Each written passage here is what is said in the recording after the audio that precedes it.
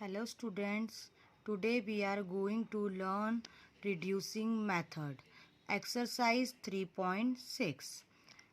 First question, solve the following pair of equation by reducing them to a pair of linear equation.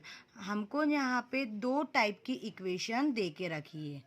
Like first option में 1/2x plus 1/3y equal to 2, 1/3x plus 1/2y equal to 13/6. Students, ये हमारी linear equation नहीं है, तो सबसे पहले हमको इसको लीनियर इक्वेशन में बनाना होगा. ठीक है, और यहाँ पे हम कुछ अल्फ़ाबेट से वेरिएबल को एज्यूम करेंगे. एज्यूम करने के बाद क्या तो हम सब्स्टिट्यूशन मेथड लगा देंगे या फिर एलिमिनेशन मेथड लगा देंगे. ठीक है, बहुत ही इजी मेथड है. देखिएगा, यहाँ पे हमारे पास फर्स्ट ऑप्शन में हमको दो इक्वेशन दी हैं. एक 1/2x plus 1/3y equal to 2, एक 1/3x plus 1/2y equal to 13/6. यहाँ पे देखिए, फर्स्ट इक्वेशन में 1/x है और सेकेंड इक्वेशन में भी 1/x है. फर्स्ट इक्वेशन में 1/y है, सेकेंड इक्वेशन में भी 1/y है. ओके, तो यहाँ हम क्या करेंगे कि जो हमारे पास दिया हुआ है 1/x, सॉल्यूशन में 1/x को हम मान लेंगे a और 1/y को हम मान लेंगे b. ठीक है, तो हम फर्स्ट इक्वेशन में लिख सकते हैं 1/x की प्लेस पे a/2 और 1/y की प्लेस पे हम लिख सकते हैं b/3 equal to 2. Second equation में हम 1/x की प्लेस पे लिख सकते हैं a, 1/y की प्लेस पे हम लिख सकते हैं b. तो इक्वेशन हमारी हो जाएगी a/3 plus b/2 equal to 13/6. Okay, ठीक है, ये देखिए ऐसी हो गई इक्वेशन. ठीक है, हाँ, ये हमारी फर्स्ट इक्वेशन के लिए हो गई, ये हमारी सेकंड इक्वेशन के लिए हो गई. वापस से जब हमने यहाँ पे ए और बी के फॉर्म में इक्वेशन करी है, तो ये भी हमारी लीनियर इक्वेशन नहीं है. अब हम इसको एलसीएम और क्रॉस मल्टीप्लिकेशन से एडजस्ट करेंगे. ठीक है, तो ये हमारी फर्स्ट जो इक्वेशन है, यहाँ पे हमने एलसीएम लिया, 2 × 3 6 एलसीएम आया, 3 इधर क्रॉस मल्टीप्लिकेशन में गया, 2 इधर क्रॉस मल्टीप्लिकेशन में गया, इस टाइप से. ठीक है, अब 6 जाएगा 2 के पास, तो 6 2 ज़ा 12. तो हमारी proper linear equation in two variable हमारी बन गई 3a plus 2b equal to 12. ये हमारी फर्स्ट इक्वेशन. वैसे ही हमने सेकेंड वाले को सॉल्व करा. 3 × 2 6, क्रॉस मल्टीप्लिकेशन हुआ, 2 × a 2a, 3 × b 3b, 13/6 as it is. 6 से 6 कैंसिल हो गया. तो हमारी सेकेंड इक्वेशन आ गई 2a plus 3b equal to 13. ये हमारी इक्वेशन नंबर सेकेंड. अब हम ये दोनों इक्वेशन को एलिमिनेशन मेथड से सॉल्व कर सकते हैं. ठीक है, तो हमने लिखा now solve equation first and second by elimination method. यहाँ हमने एलिमिनेशन मेथड के लिए दोनों इक्वेशन लिख ली, पर यहाँ पे देखिए ए और बी जो दो वेरिएबल है, दोनों इक्वेशन में उसके कोफिशिएंट सेम नहीं है. तो हम कोफिशिएंट यहाँ हमको सेम करने पड़ेंगे. या तो हम ए के सेम कर दें या फिर बी के सेम कर दें. यहाँ मैंने ए के ना सेम कर दें ना कर दिए हैं. अगर मैं 3 में 2 का इंटू करूँ तो मुझे 6 मिल जाएगा, और 2 में 3 का इंटू करूँ तो 6 मिल जाएगा. तो ए के कोफिशिएंट सेम हो गए. ठीक है, तो हम फर्स्ट इक्वेशन में 2 का मल्टीप्लाई करेंगे और सेकंड इक्वेशन में हम 3 का मल्टीप्लाई करेंगे. तो 3 × 2 6 है, 2 × 2 4b, 12 × 2 24, 2a × 3 6a, 3b × 3 9b, 13 × 3 39. अब यहाँ पे हमने साइन अपोजिट कर दिए. ठीक है, यहाँ पे प्लस था तो minus, plus minus plus minus, 6 से 6 से cancel, plus minus minus, 9b में से 4b सब्सट्रैक्ट होंगे तो -5b आएगा. 39 में से 24 सब्सट्रैक्ट होंगे माइनस का 15, माइनस से minus again cancel. 5b equal 15, 5 जाएगा 15 के डिनोमिनेटर में मीन्स डिवाइड में, तो 5 1 ज़ा 5, 5 3 ज़ा 15. तो हमारे पास यहाँ b की वैल्यू क्या आ गई 3. अब बी के साथ हमको ए की वैल्यू भी चाहिए, ठीक है। तो हम बी की वैल्यू किसी भी इक्वेशन में रख देंगे। तो हमने बी की वैल्यू इक्वेशन नंबर फर्स्ट में रख दी। तो हम लिख सकते हैं put the value of B in equation number first. अब फर्स्ट हमारी इक्वेशन क्या थी बच्चों? 3a + 2b = 12। 3a as it is, B की प्लेस पे हमने 3 रखा, 12 एज इट इज़, 2 × 3 6 आ गया, ठीक है। 6 राइट हैंड साइड गया, माइनस में हो गया, 12 - 6 6, 3 जाएगा डिनोमिनेटर में, 3 × 1 = 3, 3 × 2 = 6। तो हमारे पास वैल्यू ऑफ ए क्या हो गई? 2। अब हमारे पास ए की वैल्यू आ गई, बी की वैल्यू आ गई, पर ये हमारा एजम्पशन था, ठीक है। पर हमको एक्स और वाई की वैल्यू चाहिए। तो हम आते हैं, हमने क्वेश्चन की स्टार्टिंग में सॉल्यूशन में ए किसको माना था? 1/x, ठीक है। तो 1/x = a लिख लिया, ठीक है। अब 1/x ए की प्लेस पे हम 2 लिख सकते हैं क्योंकि ए की वैल्यू 2 है, ठीक है। x क्रॉस मल्टीप्लिकेशन में इस तरफ जाएगा और 2 नीचे आ जाएगा। तो हमारे पास x की वैल्यू हो गई 1/2, ठीक है। अब हमने b किसको माना था? 1/y को, ठीक है। b की वैल्यू कितनी है? 3। अब अगेन क्रॉस मल्टीप्लिकेशन हुआ, 3 नीचे आया, y ऊपर गया, तो 1/3 = y। तो यहाँ पे हमारी एक्चुअल x और y की वैल्यू आ गई। अब हम आते हैं क्वेश्चन नंबर फर्स्ट के सेकेंड ऑप्शन पे। हमारे पास यहाँ पे 2 इक्वेशन दे के रखी है। क्या? 2/√x + 3/√y = 2। Second equation 4/√x minus 9/√y = -1। ये लीनियर इक्वेशन नहीं है, तो हम इसको पहले लीनियर इक्वेशन इन 2 वेरिएबल बनाएंगे, ठीक है। अब यहाँ भी देखिए, फर्स्ट इक्वेशन में 1/√x है, सेकेंड इक्वेशन में भी 1/√x है। फर्स्ट इक्वेशन में 1/√y है, सेकेंड इक्वेशन में भी 1/√y है, ठीक है। तो सॉल्यूशन में हमने करा 1/√x को हमने a मान लिया, 1/√y को हमने b मान लिया। तो हम फर्स्ट इक्वेशन में 1/√x की प्लेस पे लिख सकते हैं a और 1/√y की प्लेस पे हम लिख सकते हैं b। तो हमारी इक्वेशन बन जाएगी 2a + 3b = 2। सेकेंड इक्वेशन में भी हमने ऐसे ही किया, तो हम लिख सकते हैं 4a - 9b = -1। अब ये हमारी फर्स्ट एंड सेकेंड इक्वेशन हो गई। हम इसको बोल सकते हैं pair of linear equation in 2 variable. Again हम सॉल्व करेंगे इक्वेशन फर्स्ट एंड सेकेंड को with the help of elimination method. बच्चों, आप सब्स्टिट्यूशन मेथड से या क्रॉस मल्टीप्लिकेशन मेथड से भी सॉल्व कर सकते हो, लेकिन एलिमिनेशन मेथड में वैल्यू जल्दी से आ जाती है, ज़्यादा कैलकुलेशन हमको करना नहीं पड़ता है, इसलिए हम हमेशा हर क्वेश्चन में एलिमिनेशन मेथड लगाते हैं, ठीक है। अब यहाँ भी देखिए आप, equation number first and second में ए और बी के दोनों इक्वेशन में कोफिशिएंट सेम नहीं है, तो हम कोफिशिएंट सेम बनाएंगे। तो हमने क्या करा, फर्स्ट और सेकंड इक्वेशन में हमने 2 का मल्टीप्लाई करा और 1 का मल्टीप्लाई करा। क्यों करा? ए को हम सेम बना देते, तो 2 में ऐसा क्या मल्टीप्लाई करें कि हमको नीचे जैसा मिल जाए, तो 2 का मल्टीप्लाई करेंगे। जब हमको ऊपर 4a मिल गया तो दोनों सेम हो जाएंगे, तो नीचे हमको किसी भी मल्टीप्लाई करने की ज़रूरत नहीं पड़ेगी, तो हमने केवल शो करने के लिए 1 का मल्टीप्लाई कर दिया। अब 2 का मल्टीप्लाई पूरी इक्वेशन में होगा और 1 का मल्टीप्लाई इधर पूरी नीचे वाली इक्वेशन में होगा।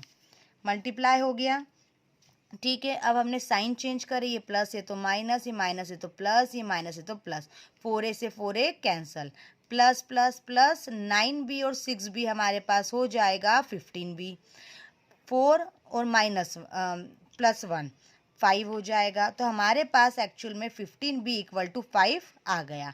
अब यहाँ से हम b की वैल्यू निकाल देंगे, 15 जाएगा डिनोमिनेटर में, मीन्स 5 के डिवाइड में, इस तरीके से 5 × 1 = 5, 5 × 3 = 15। तो हमारे पास b की वैल्यू आ गई 1/3। अब हमारे पास b की वैल्यू आ गई, b के साथ हमने क्या लिया था? a लिया था, तो हमको a की वैल्यू भी चाहिए। हम a की वैल्यू b की वैल्यू हम किसी भी इक्वेशन में रख देंगे, तो हमारे पास a की वैल्यू आ जाएगी, ठीक है। अब हमने लिखा put the value of B in equation number first, हमने फर्स्ट में रख दी। तो इक्वेशन नंबर फर्स्ट क्या हो गई, 2a + 3b = 2। बी की प्लेस पे हमने बी की वैल्यू रखी 1/3, 3 से 3 कैंसल, तो हमारा एक्सप्रेशन क्या बना, 2a + 1 = 2। 1 जाएगा राइट हैंड साइड माइनस में, 2 - 1 1 हो गया, 2a = 1। तो हमारे पास a की वैल्यू कितनी आ गई, 1/2। अब हमारे पास ए की वैल्यू भी आ गई, बी की वैल्यू भी आ गई, पर हमको एक्स और वाई की वैल्यू चाहिए। तो सॉल्यूशन में हमने स्टार्टिंग में क्या लिया था, 1/√x को हमने ए लिया था। ठीक है, अब ए की वैल्यू हमारे पास क्या आई, 1/2। अब क्रॉस मल्टीप्लाई हुआ, 2 लेफ्ट हैंड साइड जाएगा और √x राइट हैंड साइड जाएगा। इस टाइप से हम लिख सकते हैं। जब रूट अपोजिट साइड जाता है तो वो स्क्वायर के फॉर्म में हो जाता है। ठीक है, तो 2 का स्क्वायर क्या हो गया, 4। तो हमारे पास वैल्यू ऑफ x क्या हो गई, 4। वैसे ही हमने b को क्या माना था, 1/√y। ठीक है, अब b की वैल्यू हमारे पास क्या आई थी, 1/3। अगेन क्रॉस मल्टीप्लाई हुआ। ठीक है, अब रूट लेफ्ट हैंड साइड गया, अपोजिट साइड गया, स्क्वायर में बन गया, तो 3 का स्क्वायर क्या हो गया, 9। 3 3 = 9। तो हमारे पास वैल्यू ऑफ y क्या आ गई, 9। अब हमारे पास एक्चुअल वैल्यू x और y की आ गई। अब हम आते हैं क्वेश्चन नंबर फर्स्ट के थर्ड ऑप्शन पे। 4/x + 3y = 14, 3/x - 4y = 23। अब यहाँ भी हमारे पास दो इक्वेशन हैं। ठीक है, पर ये लीनियर इक्वेशन नहीं है। तो सबसे पहले हम इसको वापस से लीनियर इक्वेशन बनाएंगे। यहाँ देखिए 1/x फर्स्ट इक्वेशन में भी है और 1/x सेकेंड इक्वेशन में भी है, y फर्स्ट इक्वेशन में भी है, y सेकेंड इक्वेशन में भी है। तो सॉल्यूशन में हमने 1/x मान लिया a और y मान लिया b। ठीक है, ये अपॉन में नहीं है इसलिए हमने इसको एज इट इज रहने दिया। ठीक है, अब फर्स्ट इक्वेशन में हमने 1/x को लिखा a तो 4a हो गया, प्लस 3b = 14। 1/x को हमने a लिखा तो 3a - 4b = 23। इस टाइप से हम लिख सकते हैं। सो हमारे पास equation number first and second आ गई। ठीक है, अब फर्स्ट और सेकेंड इक्वेशन को हम अगेन एलिमिनेशन मेथड से सॉल्व करेंगे। ठीक है, अब यहाँ पे देखिए आप ए के भी डिफरेंट कोफिशिएंट है और बी के भी डिफरेंट कोफिशिएंट है, किसको सेम करें। तो यहाँ पे हमने ए को सेम कर दिया। अब कैसे सेम करें, अगर 4 में 3 का मल्टीप्लाई कर दे तो 12 मिल जाएगा, और 3 में 4 का मल्टीप्लाई कर दे तो भी 12 मिल जाएगा। तो फर्स्ट इक्वेशन में हमने 3 का मल्टीप्लाई करा और सेकंड इक्वेशन में हमने 4 का मल्टीप्लाई करा, इस टाइप से कर दिया। ठीक है, तो 4a × 3 12a, 3b × 3 9b, 14 × 3 42, 3a × 4 12a, 4b × 4 16b, 23 × 4 92। अब यहाँ पे हमने साइन अपोजिट कर दिए, a कैंसिल हो गया, 16b 9b 25b हो जाएगा। 92 में से 42 जाएंगे तो -50, क्योंकि 92 माइनस का है। ठीक है, अब 25 50 के डिनोमिनेटर में जाएगा, इस टाइप से 25 1 = 25, 25 2 = 15। तो b की वैल्यू हमारे पास क्या आ गई, -2।